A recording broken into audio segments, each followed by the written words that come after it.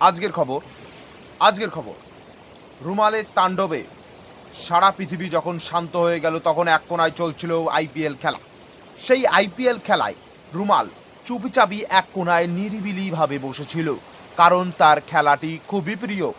এই কারণে সে ততক্ষণ কোনো অ্যাক্টিভিটি শুরু করেনি, কিন্তু খেলা পছন্দ না হওয়ায় রুমাল শুরু করে দিল তার তাণ্ডব তাণ্ডব তাণ্ডব তাণ্ডব।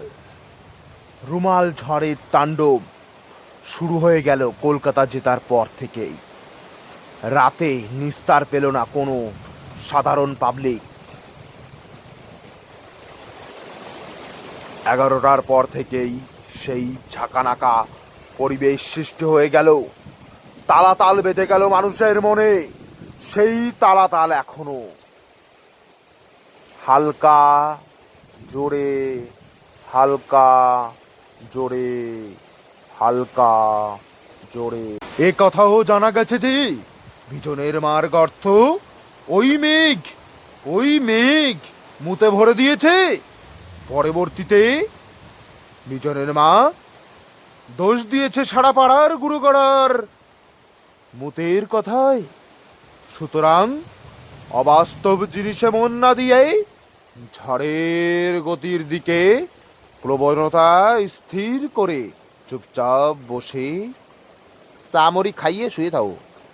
রুমাল আমাদের মধ্যে থেকে হারিয়ে নিয়ে গেল পাশের বাড়ির এক কাকু এবং কাকিমাকে, যারা কিনা ঝড়ের মধ্যেও তাদের ছাদে উঠে অতারভাবে সুস্থ মস্তিষ্কে এবং প্রবণতার সাথে করতে থেকেছিল রিল ভিডিওটি তাদের মৃত্যুর আশঙ্কা হয়ে উঠেছে, সেটি তারা ভাবতেই পারেনি।